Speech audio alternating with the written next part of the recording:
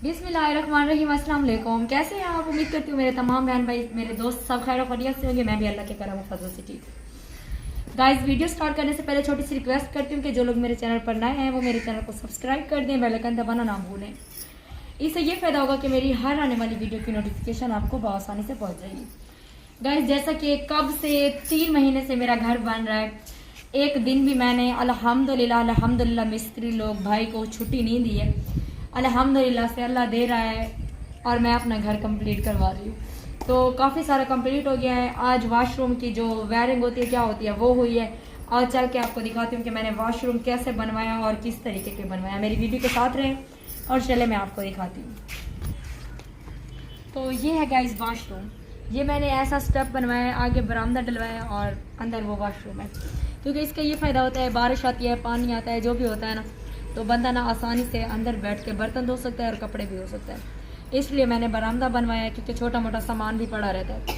तो वायरिंग इसकी मैं दिखाती हूँ अंदर चढ़ के आपको, क्योंकि दीवारों के अंदर ही वायरिंग करवाया, ऊपर से प्लास्टर हो जाएगा। मेरी वीडियो के साथ रहें और चलें।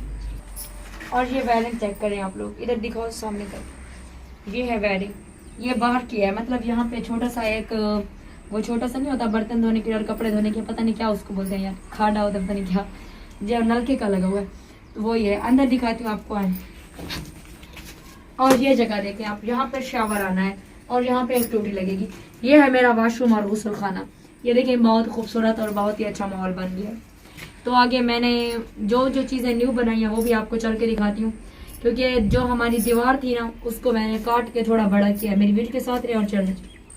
और जो इधर ना गेट इधर था हमारा, और ये छोटा दरवाज़ा भी लगाया ताकि इधर मसला ना हो आने जाने से। जैसा कि मैं वीडियो बनाती हूँ और मतलब कि मैं इधर आती जाती रहती हूँ ना, तो इसलिए ये आसानी से चली जाऊँ।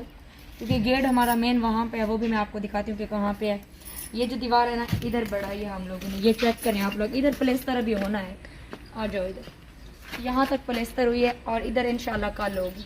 तो जो मेरा मेन गेट है वो वहाँ पे है, वो सामने देखिए, वो वहाँ पे लगा है। तो हमारा ये पोर्शन खुला हो गया है अब। और जो मेरा घर का लोकेशन है वो भी आप लोग देख सकते हैं, ये सामने दिखाओ।